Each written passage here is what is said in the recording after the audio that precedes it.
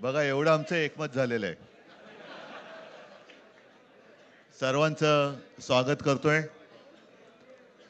आणि आता संजय राऊत यांनी संयुक्त महाराष्ट्राच्या लढ्याची आठवण करून दिली.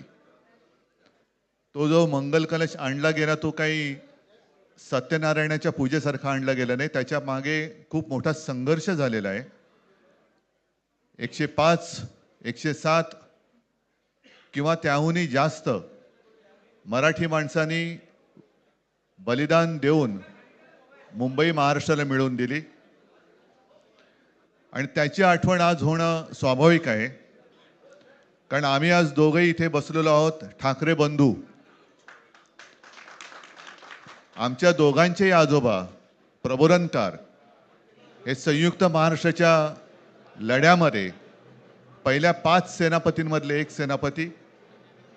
त्यांच्यासोबत माझे वडील म्हणजे शिवसेना प्रमुख हिंदू हृदय सम्राट बाळासाहेब ठाकरे, राजचे वडील म्हणजे माझे काका श्रीकांतजी ठाकरे, म्हणजे अख्खं ठाकरे घराणं त्यावेळेला मुंबईसाठी संघर्ष करत होता. त्याच्यानंतरचा इतिहास मी काही आता तुम्हाला सांगत बसत नाही. पण मुंबई महाराष्ट्राने मिळवल्यानंतर मुंबईमध्येच मराठी माणसाच्या उरावरती उपरे नाचायला लागले आणि त्यावेळेला न्याय हक्कासाठी शिवसेना प्रमुखांना शिवसेनेला जन्म द्यावा लागला. साधारणतः 60-65 वर्ष आता होतील. पुढच्या वर्षी शिवसेनेला 60 वर्ष होतील.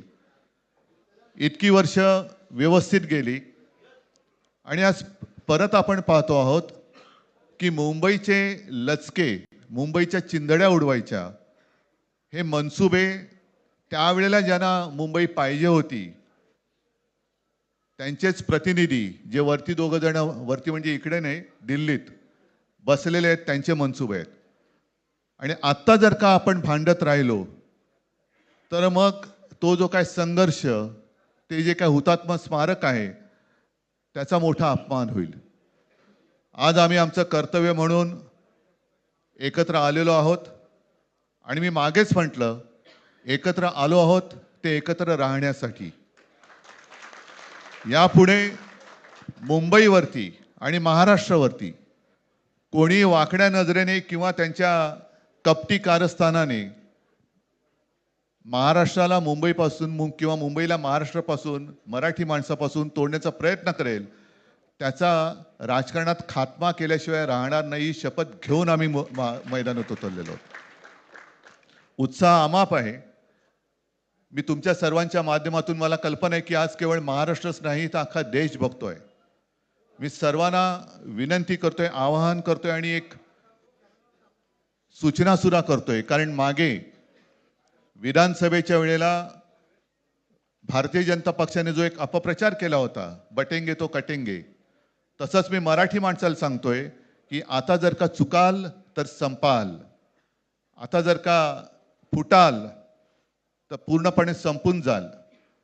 म्हणून परत एकदा तुटू नका, फुटू नका आणि मराठीचा वसा टाकू नका. हाच एक संदेश मी आमच्या आज दोघांच्या युतीच्या निमित्ताने संपूर्ण महाराष्ट्राला देतो आहे. आणि मला खात्री आहे की मराठी माणूस हा सहसा कोणाच्या वाटेला जात नाही, पण त्याच्या वाटेला जर का कोणी आलाच तर त्याला परत जाऊ देत नाही. मी सगळ्यांना परत मनापासून धन्यवाद देतो. आणि राज,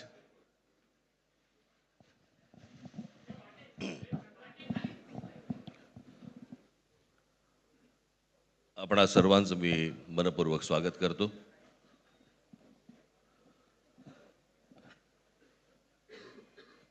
जे काय बाकी बोलायचं आहे ते सगळं जाहीर सभा जेव्हा सुरू होतील त्यावेळेला बोलूच आम्ही.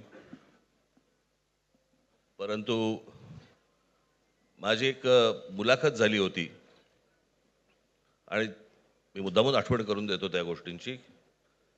आणि त्या मुलाखतीमध्ये मी असं म्हटलं होतं की कुठल्याही वादापेक्षा आणि भांडणापेक्षा महाराष्ट्र मोठा आहे. आणि मला असं वाटतं तिथून त्या आज आम्ही एकत्र येण्याची सुरुवात त्या वाक्यापासून झाली.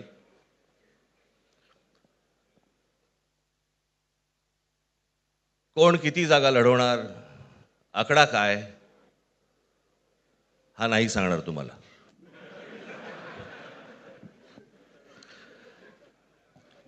महाराष्ट्रामध्ये सध्या लहान मुलं पळवण्याची खूप टोळ्या फिरतायत. त्याच्यामध्ये 2 टोळ्या अजून जास्ती ॲड झालेल्या आहेत. ते राजकीय पक्षांमधली मुलं पळवतात आणि जे निवडणुका लढवणार आहेत त्या लढवणाऱ्या सर्व उमेदवारांना दोन्ही पक्षांकडनं उमेदवारी दिली जाईल. ती कधी भरायची, केव्हा भरायची ते आपल्याला कळवलं जाईल. आज फक्त आपल्यासमोर एकच गोष्ट मी आपल्याला सांगू इच्छितो की बरेच दिवस ज्याची प्रतीक्षा महाराष्ट्र करत होता, ती शिवसेना आणि महाराष्ट्र नवनिर्माण सेनेची युती झाली, हे आज आम्ही आपल्याला जाहीर करत आहोत.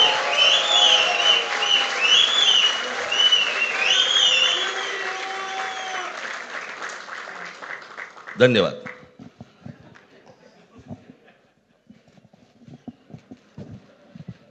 आकड्याचा खेळ संपला ते बरं झालं.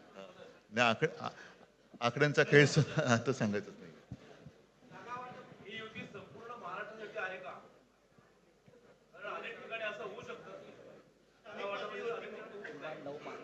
अजून अजून बाकीच्या महापालिकांमध्ये सुद्धा कालपर्यंत युती झालेली, जशी नाशिकमध्ये झालेली आहे, बाकीच्या ज्या महापालिका आहेत त्यांची सुद्धा त्यांच्या तिथल्याही युतीवरती आज उद्याच शिक्कामोर्तब होईल.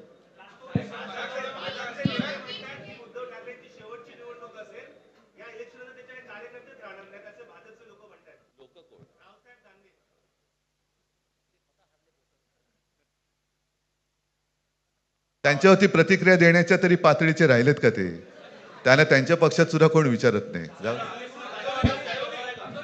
मला असं वाटतं की उत्तर देवांना द्यावीत, दानवांना नाहीत.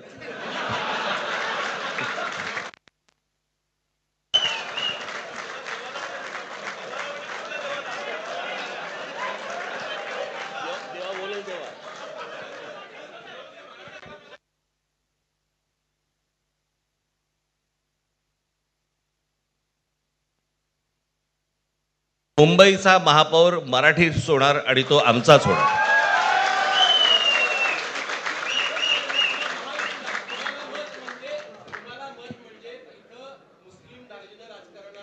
मला असं वाटतं की एक मुख्यमंत्र्यांचा व्हिडिओ पण फिरतोय ज्याच्यामध्ये ते अल्ला हाफिज असं म्हणलेत, बरोबर ना? तर या गोष्टी त्यांनी सांगू नयेत. माझ्याकडे खूप व्हिडिओज आहेत.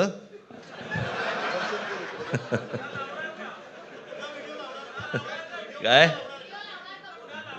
ते काय बोलतात त्याच्यावरती माझे व्हिडिओ तयार असतील.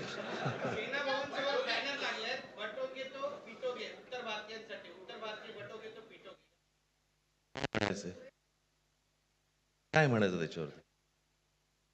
सगळ्यावर कसं बोलायचं रे?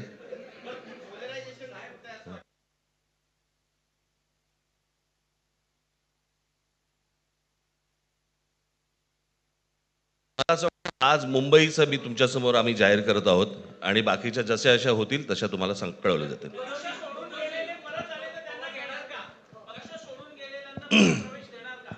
मग कोण गेलेत?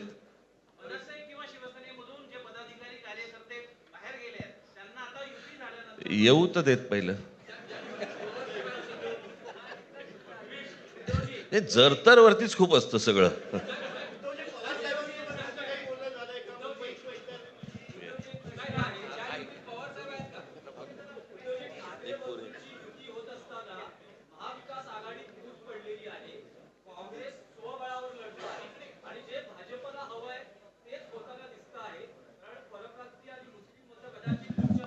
भाजपला काय हवंय ते भाजपने पाहावं, मराठी माणसाला काय पाहिजे ते आम्ही पाहतो.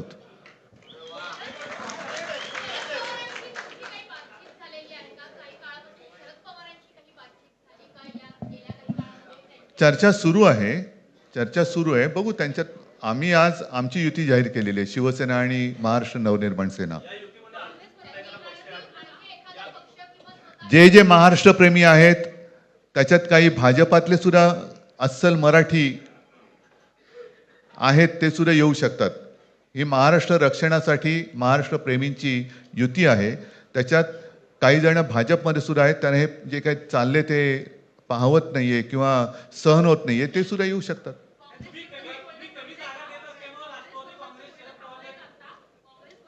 काँग्रेसने जर जाहीर केलं ना, हो मग आता म्हणजे आणखीन काय बोलायचं, तोडलं का.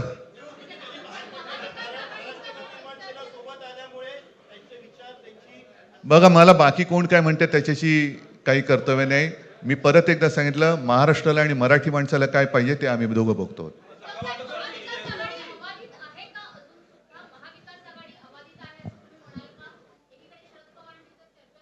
सगळे पक्ष बाहेर पडून आघाडी अबाधित आहे.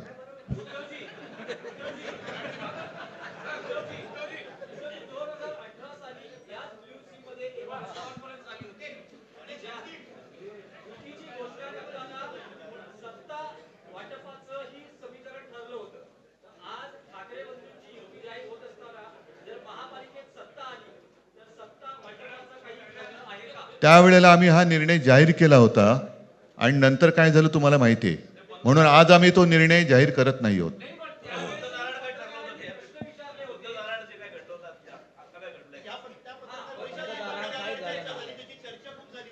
आता आमचं दोघांचंच घर आहे ना, दार बंद कशाला करायचं. ठीक आहे, चला. मला असं वाटतं बाकीच्या प्रश्न आता काही तसं काही नाहीये. निवडणुकीपूर्वी अरे झालेलं आहे ना जागा वाटप. माझी निघताना फक्त एकच छोटी विनंती आहे. ज्यांचं मुंबईवरती, महाराष्ट्रावरती, मराठी माणसावरती प्रेम आहे, अशा सर्व माझ्या पत्रकार बांधवांना, भगिनींना माझी विनंती आहे की आमच्या पाठीमागे उभे राहा. धन्यवाद.